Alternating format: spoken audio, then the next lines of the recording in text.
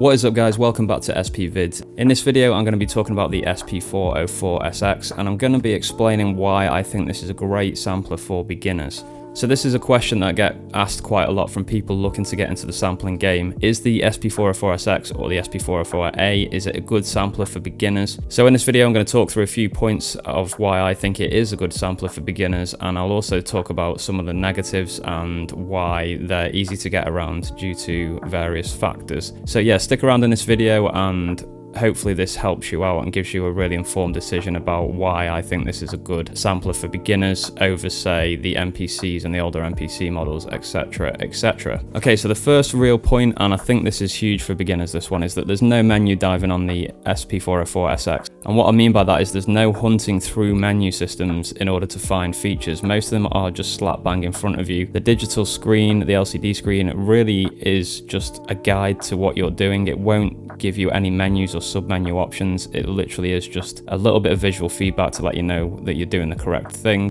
So I feel like that's one of the really great advantages of the SX when you're starting out, is that you don't have to be worried about features that you can't find, remembering how to find them, and not even knowing they're there in the first place. I think that's one issue that I've definitely found with learning the MPC models, is that they're quite menu intensive. You have to be looking at different parts of the software and finding features that you need to use. So you don't need to do that on the SX, and I think that's one of the main reasons why this is a really good sampler for beginners. Okay, so my next point, and I don't want to be blowing my own trumpet here, but the SX, the A, etc., they've got so many resources online for learning. So obviously my archive is getting huge now. It's over 150 videos, I think, and not all of them are about the SX, but there is a huge percentage of them that are. So if you're brand new to the game and you want to get a real fast start, my archive is going to be a massive help to you guys. There's also the SP forums, and there's other YouTube channels that do SP tips as well. So there's a wealth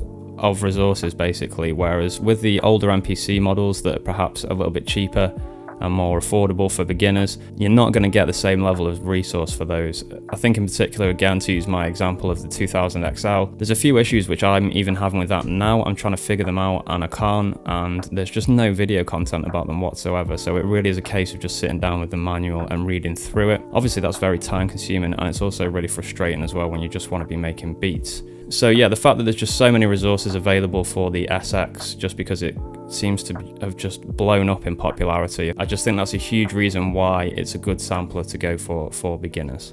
Okay, so my next point, and you might have to hear me out on this one, but the SP is actually quite intuitive for what it does. So it's a primitive unit, but it is actually quite intuitive. So I won't talk about this too much, and I won't go into too much detail, but most of what you need to use is labeled on the front of this device. Now, it can look a bit overwhelming because there's so many buttons on the front of this, but most of them have some sort of practical purpose that you will use in your workflow.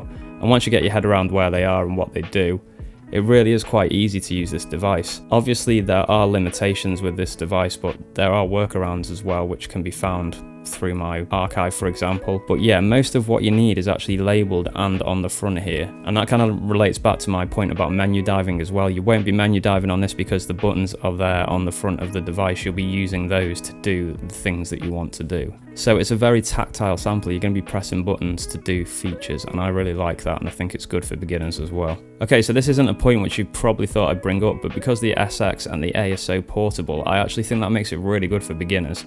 A, it means you can take it anywhere and make beats, so there's no limitations to when you're practicing. And B, it also means you can jam with people really easily as well, so you could take it around to a mate's house, so if they've picked one up as well. You can share ideas together really easily. And if you want to travel really light, you don't even need to take your power supply, you can just use your batteries. So you can travel really light with the SX, and it just means that you've got that extra opportunity to get out and about and talk to other people with it and have the device there. With an MPC, say for example like my 2000 XL, that pretty much has a home here and it's never going to leave here. It's very much a studio based piece of gear, whereas the SX, you can obviously use it at home, but then you can just chuck it in your rucksack and you're good to go somewhere else as well. So for beginners who are looking to talk to other people about ideas and how to use it, I think that's another reason why it's a super good sampler for beginners. Okay, so my last point really is a bit of a disclaimer about the SX. I'm not saying that the SX is going to be this insanely easy device to learn, there are limitations to it, and there are things that you need to work out to work around. And obviously, like I say, there are a lot of buttons on the front of that device. When you first get into it, it can be a little bit daunting.